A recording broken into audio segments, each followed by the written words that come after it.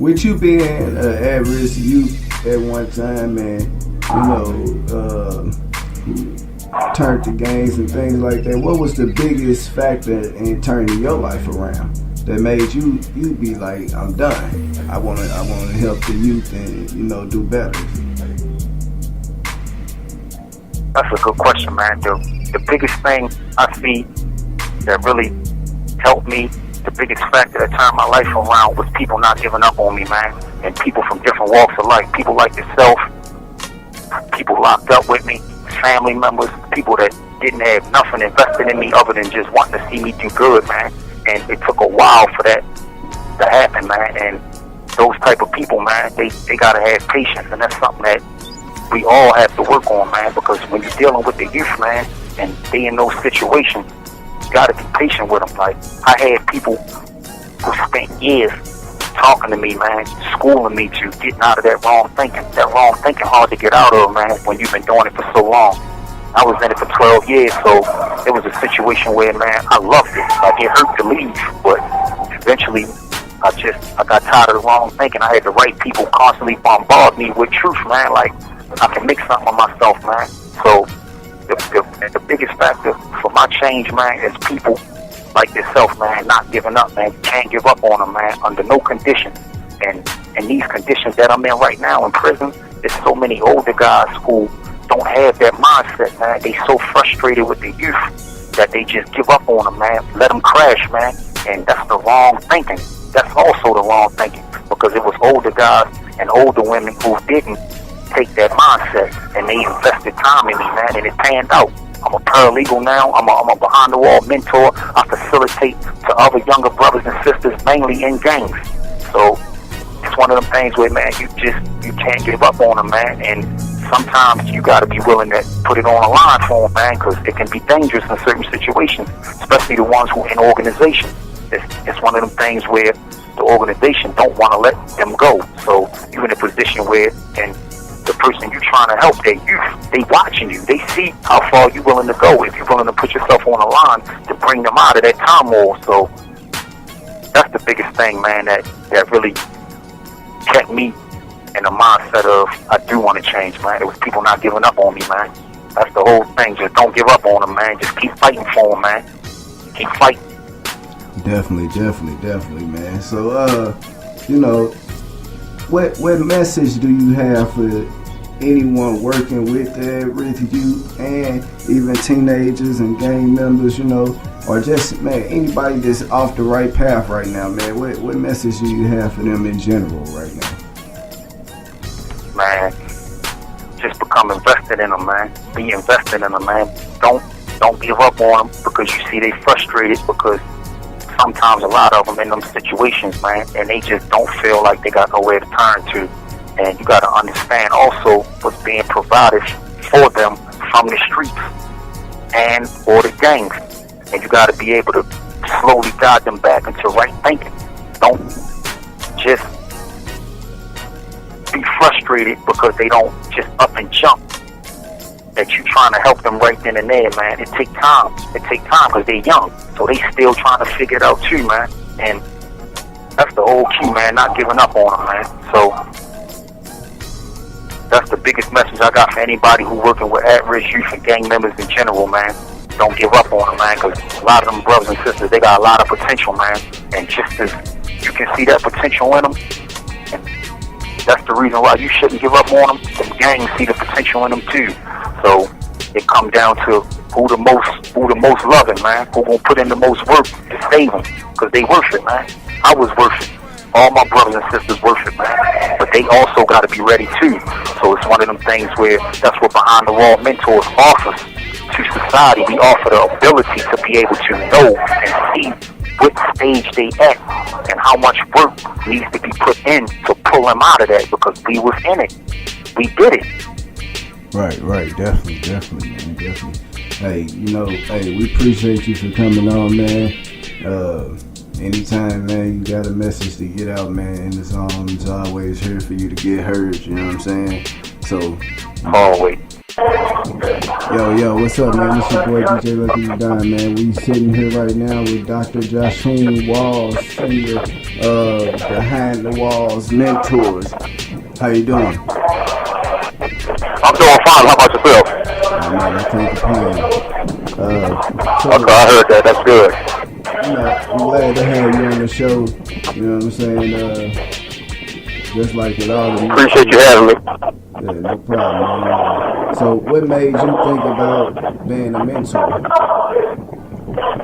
I was looking at the mentors that we have today, which I really see as far in between, and I really believe that some of the mentors are the fathers and some of the uncles and some of the neighborhood guys that have grown up and that are not in the game anymore. So my reason for being a mentor is that I've seen the lack of understanding and the lack of knowledge that comes from that upper class, or the older gentlemen around the neighborhoods. I think that's lost in today's society. So I wanted to become a mentor so I could be able to help the youth out and give them a way out and some kind of guidance and some kind of foresight. Being in the game at one particular time and now out of the game, I just wanted to give them some understanding on where they can end up at, and I just didn't want to see them to go down the path that caused me to get this natural life in 23 years sentence. So that's what was my main reason for wanting to be a mentor, is just to help today's society out so they will stop, as this prison to pipeline, recidivism rate, constant on and on. So that was my main focus, man, is just to give them a different direction and give them a positive outlook, and knowing that you can have a name. It don't have to be a street name, but you can have a name that's above every name that you can be positive out in society. Definitely, man. So what is your goal as a mentor yourself? Well, my goal as a mentor, number one, is I heard the old cliche is, if I can reach one, that's good enough, but one is not good. I want to reach communities, I want to reach neighborhoods, and I want to reach, schools, high schools, middle schools, elementary schools. I just want to be that one that, that once I, put my foot to the ground, it's the things and the information that I'm trying to give them will equip, guys, to equip the young, not just young men, but young women as well. I see, society, I see the women that are going wayward too, and just to give them a positive look on, this is what you're supposed to be looking for in a man, that definition of a man, I believe, today is lost. So I just want to show them a real man and, give them a positive outlook, something to look forward to. Okay, that's what's up. So, I know you got a book out, right? Okay, yes, sir. So, can you tell us about your book, Behind These Walls, and how it helped how you feel it helped the youth today? Okay, well, the book is autobiography. It's about my life, and I really believe that once you tell somebody your story, people can relate to you. And my story, growing up, my father was murdered when I was in my mother's stomach, and growing up in an abusive family as far as with my mom, and being adopted and shipped around and not being stable, and having that sense of abandonment all of my life. I really believe that you have a lot of young men and young women that are going through that today, and they don't really feel as though that nobody's relating to them. And I just wanted to write a book and just let them know that I was in that situation that you're in. I feel your pain. I see the rut and the pit that you may feel like you're in, but I just wanted to give them some encouragement and some hope that even me being in prison, I was able to get my doctorate degree, finish all the classes, and never been on lockup. I don't get high. I don't smoke. I don't go with the society's norms. Just trying to be the popular one or to fit in. I wanted to stick out, and I really believe that my book will help a lot of those. People come out of those pits and those ruts that they feel as though they're lost and forgotten, and nobody knows about the stuff that they're going through. My book will let them know that there is somebody that went through the situation or that went through the struggle and came out victorious on the other side. So that was my whole purpose of writing that book, just to give somebody a glimpse into, not just my life, but the life that they may be in right now, and let them know that it's okay to share your pain and share your hurts, and your habits and your hang-ups, and that you can come out victorious, that you don't always have to feel like you're defeated, but you can walk and live a victorious life. Definitely. So, what would you be doing if you had made the right decision over 2 decades ago? Well, one thing that I would do is I would pay attention to those that were in my corner. I had, certain family members that told me to do the right thing, and I didn't listen to them. I had the mother of my son, told me to do certain things, and I wanted to do my own thing, and I didn't listen. I believe that if I paid attention to people that has, your best interest at heart, I really believe that, if I was guided and led by them, that right now I would be a multi-millionaire, still being able to help people, but it wouldn't have been street money, but it would be a positive thing. My uncle had a trucking company when I was younger, and I helped run the trucking company, and if I hadn't made that decision, 20 plus years ago, I really believe that I will have a multi-million-dollar trucking business up and running today, being able to help my family, being able to help my children, my grandson, and not just that, help people that's in situations that are in prisons, coming out of prison, that nobody wants to hire them. I would have been able to afford them a job and give them a chance to give them the opportunity to be, a productive member of society. Well, yeah, that's deep. That's what's up. So, if released or once released, you know what I'm saying? Released from prison, how do you plan to continue to help the youth? Okay. My job is, I want to pound the streets. I want to somehow connect and network with other organizations. I really believe that you have so many organizations. My family has an organization in D.C. called the House D.C. Incorporated. And what I really believe that they need to do is start linking up with other cities that, having so many problems. You're having problems out in Chicago, problems, in New York, problems in Houston, all these problems, but really nobody is doing the networking and pounding this pavement. And so I want to be the ones that, I don't want to stay in one localized spot. I want to be, universal. I want to travel, to tell my story, and benefit and connect these stories and connect these buildings and these people together. I know a lot of people have the internet, and, I'm kind of foreign to that, that aspect, for not being out there in over 2 decades. But I really believe that once you start galvanizing these people together, and we know that we have a common goal to make sure that youth don't end up in prison, the girls don't end up being, just out on the streets or being prostitutes or anything. I just want to make sure that I'm doing something positive and continuing to push that. This is not just a jail thing for me. This is something that I want to continue on, because I know, when people, they will have a loss of syphilis or hopelessness, in despair.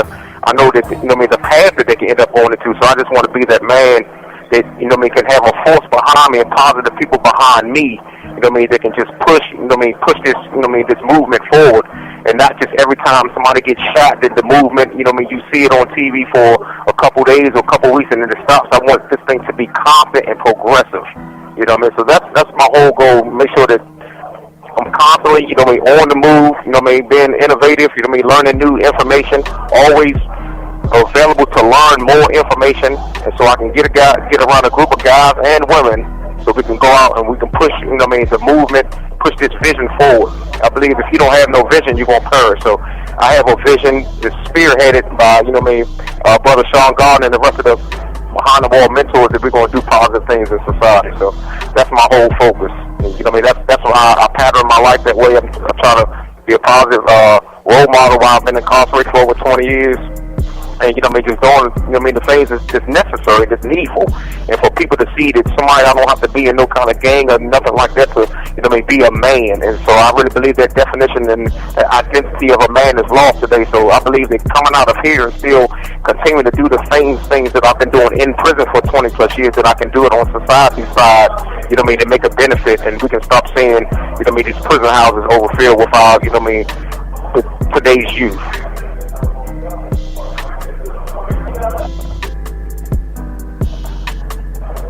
Yeah, man. So we would like to thank Dr. Jasheen Walls Sr. for coming on, man, and gracing us with the knowledge that he's gave us, you know what I'm saying? Hey, we appreciate you and all the mentors for coming on and blessing the youth. Well, thank you very much for having me.